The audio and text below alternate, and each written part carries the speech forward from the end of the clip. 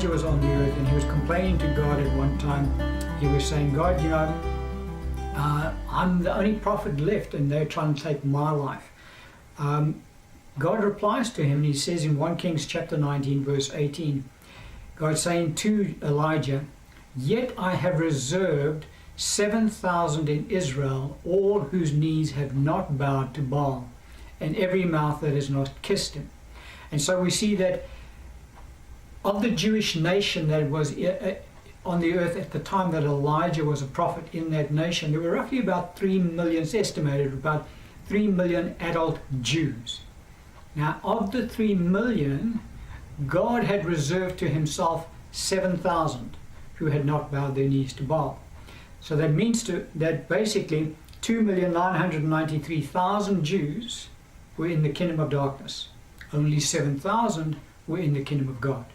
And so being in the kingdom of God, being in the kingdom of darkness has got nothing to do with genealogy. It's got nothing to do with who your parents are. It's got nothing to do with being converted to Judaism or remaining a Gentile. It has everything to do with faith now under the new covenant, faith in Christ Jesus. Under the old covenant was faith in God. And so that faith in God extended to Gentiles as well. For don't forget, before the term Gentile was really coined, because God had to now differentiate between Jew and Gentile, in other words, before Abraham came on the earth, there were believers in the earth, and we spoke about them. Enoch was one, Abel was one, Methuselah was another one, Noah was another one. There were many, and they were all what we would think as being Gentiles, because they weren't Jews, because the Jewish nation had not yet been born. But even after Abraham and the Jewish nation came into the earth, there were many Gentiles that were believers. I'm talking about now under the old covenant. You've got Nebuchadnezzar, you've got King Darius, you've got Naaman the Syrian, you've got all of the men of Nineveh. Our Lord speaks about that in Luke chapter 11 verse 32. Our Lord speaking, he says, the men of Nineveh will rise up in the judgment with this generation and condemn it. For they repented at the preaching of Jonah, and indeed a greater than Jonah is here. And so the men of Nineveh were all believers. Jonah went and preached, and they repented and they converted and they came into the kingdom of God. They didn't convert and become Jews. They didn't convert to Judaism. They just became believers. And so they were brought into the kingdom of God. And so, but the vast majority of the population of Gentiles were unbelievers. A very small minority were believers. And within the Jewish nation, the same ratio would be applicable as well. A very small minority were believing Jews. The vast majority of the Jews were unbelieving Jews, and thus were included in the kingdom of the wicked one. And so this passage of scripture also helps us to identify the fact that Jews and Gentiles, God only differentiates them in this life.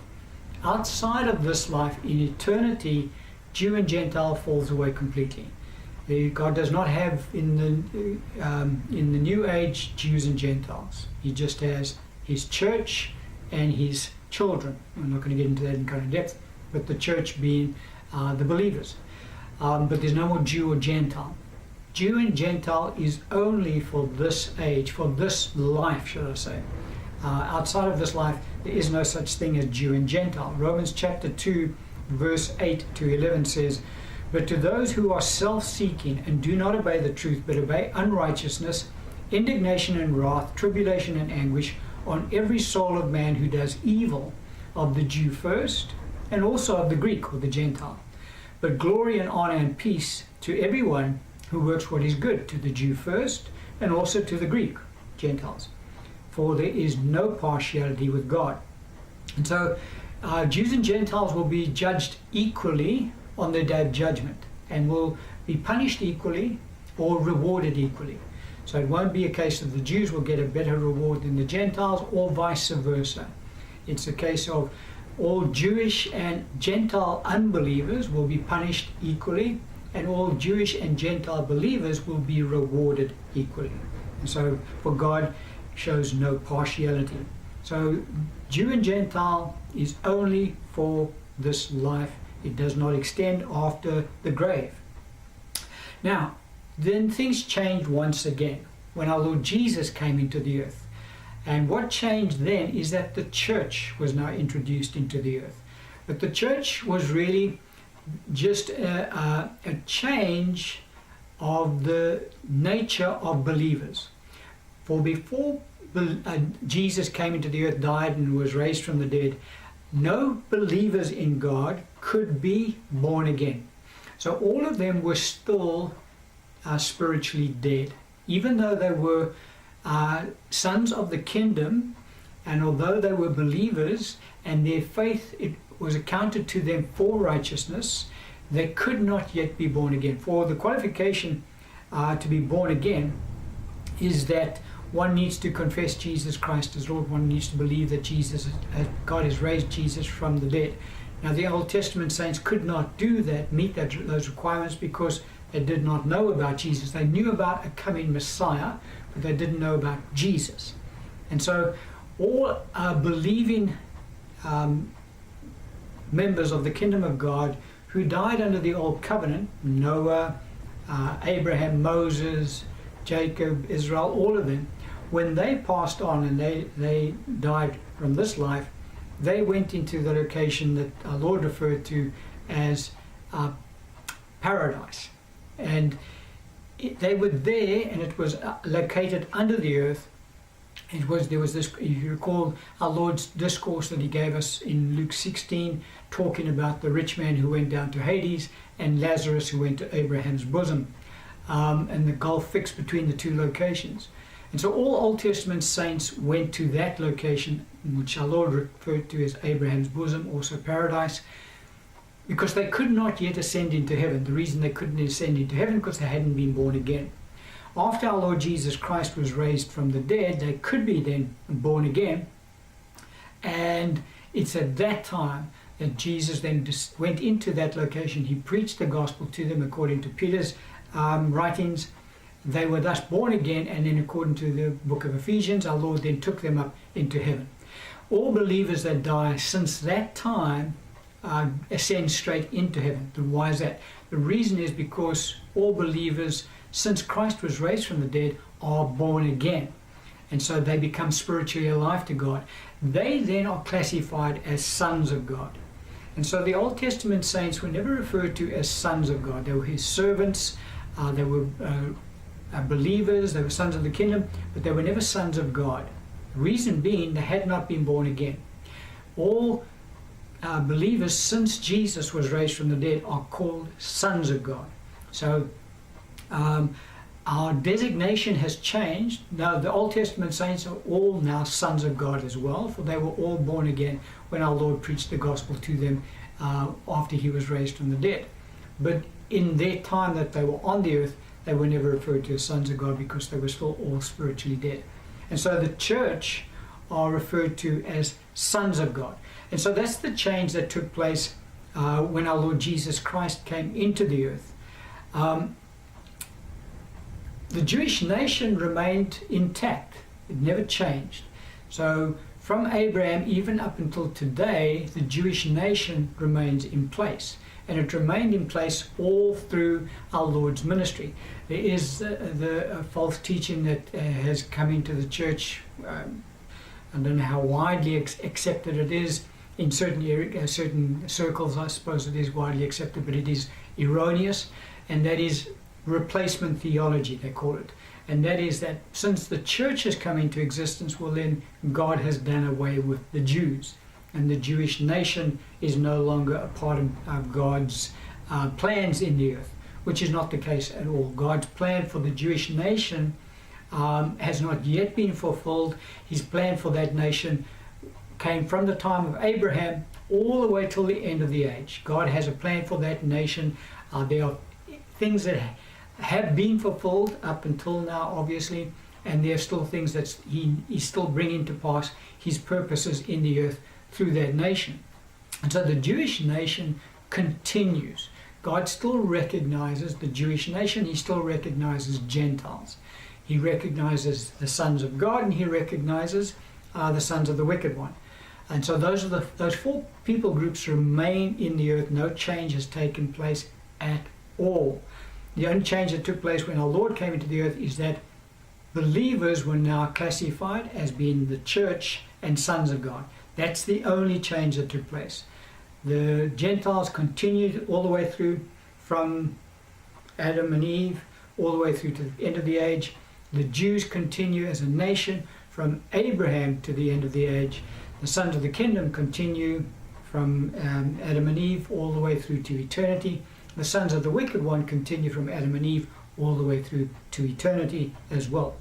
And so just a scripture that talks around the fact that the Jewish nation has not been removed since Jesus has come into the earth. Because, as I say, people get very confused when they hear this replacement theology. They think, okay, the Jews have been done away with, they don't feature anymore, it's the church now. No, the church is just the believers, and the believers were in the church today from the old covenant. They just weren't called the church at that time because they couldn't qualify to be in the church.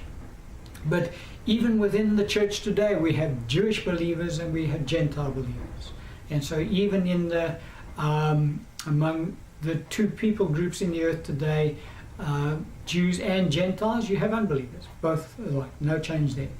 The scripture that talks about the fact that the Jewish nation is still in God's plan is in Romans 11, 1-29. He says, I say then, has God cast away his people? Speaking about the Jewish nation. In context, you can go read it.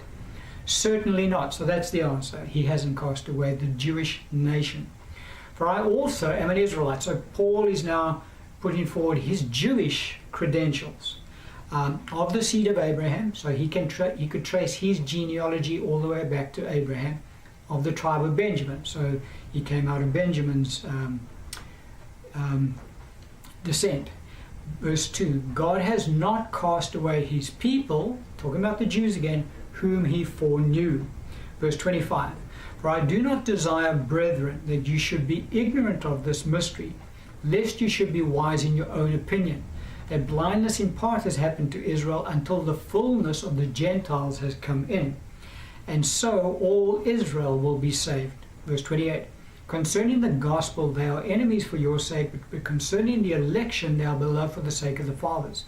For the gifts and the calling of God are irrevocable.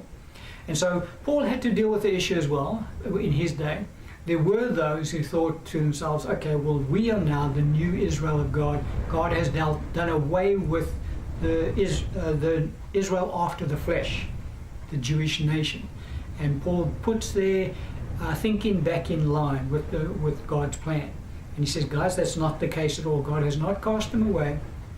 He says, a blindness has come upon them in part until the fullness of the Gentiles has come in. So in this dispensation that we're living in now, the church age, what God has done is that he has opened up the gospel to the Gentiles. Whereas under the old covenant, his word was made open to the Jews, and they had access to the word of God. Most of the Gentiles didn't hear the word of God. But under the new covenant, it's the Gentiles that God has opened the door to come into the kingdom of God.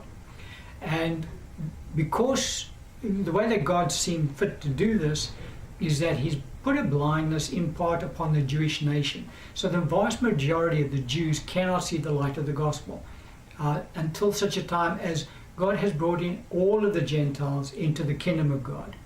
Once that has happened, God then will remove the blindness from the Jewish nation, and those whom he has called from that nation to come into his kingdom will be brought in. But even at this time, in this day, there's a remnant of Jewish believers. Just as Paul says, guys, I'm a Jew and I'm a believer. I can trace my ancestry through Benjamin all the way back to Abraham. And so he's saying, I'm living proof to you, God has not cast away the Jewish nation. And so that doctrine of replacement theology is completely erroneous. It is not scriptural at all. And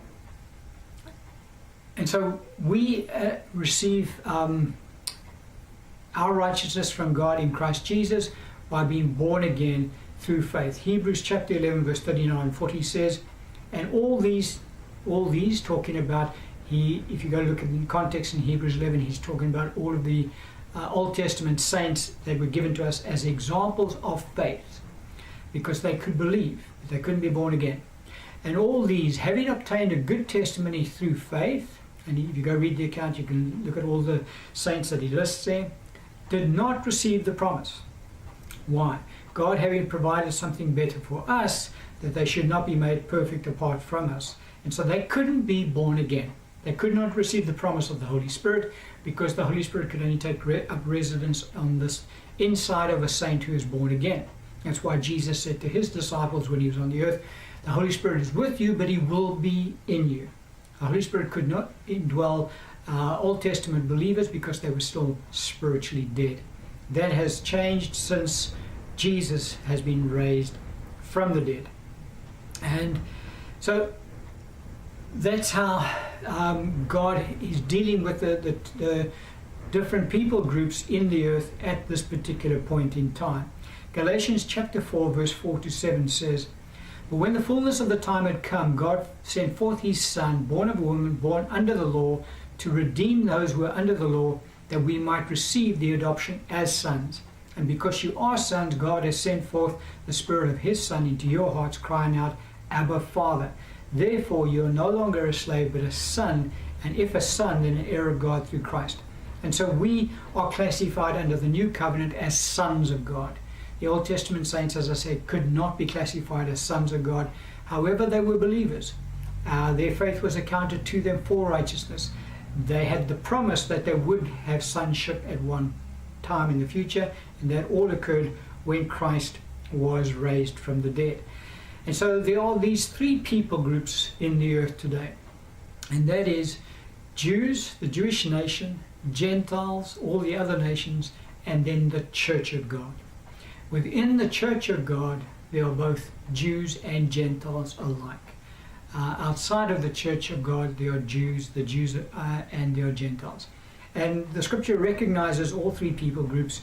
In 1 Corinthians 10:32, it says, "Give no offense either to the Jews or to the Greeks or to the Church of God." And so God recognizes all three people groups in the earth today. And so just to recap again, to be classified as part of the church, one could either be a Jew or a Gentile in the flesh. Paul was a Jewish believer. Timothy was a Gentile believer.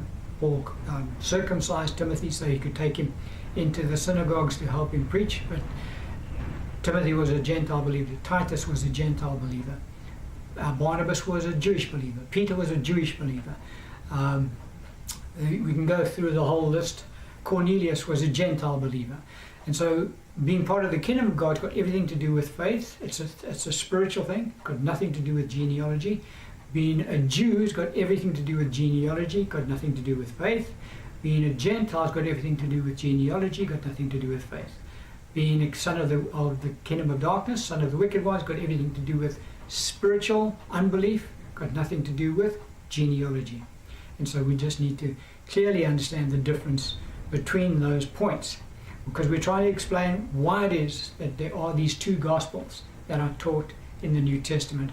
And in order to understand that, we need to understand the different people groups in the earth, how they came about, and how God deals with them differently. For he does deal with each one of those people groups differently in the earth. And we'll get into that as we get into the series. We're going to end the teaching on that point.